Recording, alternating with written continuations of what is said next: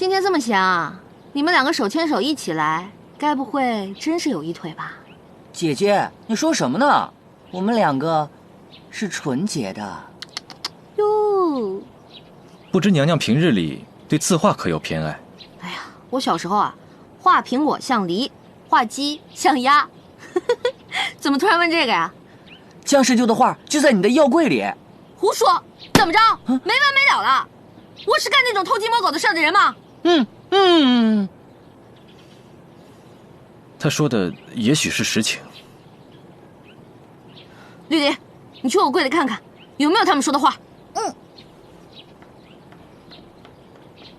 本王是相信娘娘的，可是皇上命本王彻查此事，总要有个交代。对了，我顺便提一句啊，作为一个女人，你白天不注意言行也就罢了，但夜晚对一个女人的前途来讲太重要了。哎，你的睡相太差了。你又偷偷溜进我房间！哎，你放心，我就是想看看你的被子盖好了没。我除了看到你的丑态，我没干别的。娘娘，你的药柜里真的有一幅画。要如何处置此事，一切皆听娘娘的安排。本王大可装作什么都不知道。不用你替我担这么大的责任，一人做事一人当。到时候有什么你就直说，不用护着我。咱们现在去找齐胜，讨个说法。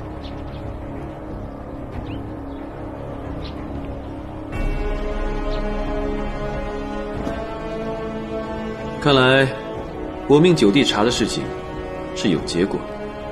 回皇上，这幅画的确是在兴圣宫找到的。皇后可有什么话要说吗？我这个人最讨厌被人冤枉。我跟你说啊，你们谁也别想黑我。这幅画确实是在我宫里找到的，但不是我偷的。你可有什么证据？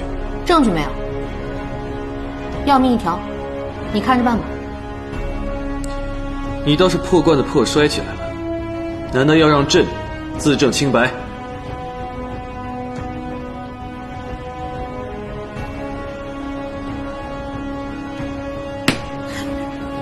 九王，朕命你查办此事，你却如此办事不力。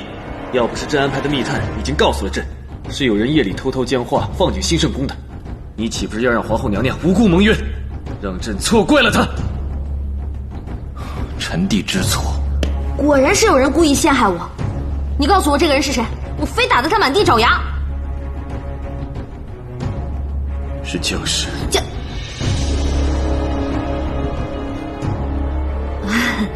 想必是妹妹记错了。这件事到头来也算是真相大白，我也没什么损失。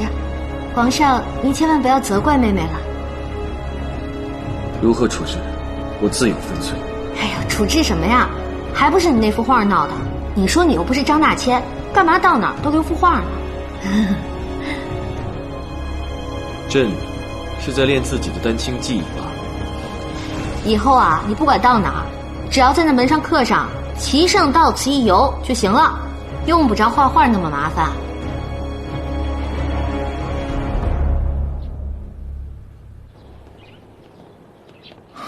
现在想来，齐胜早就知道江氏有意要陷害你，然后他再有意派我去查。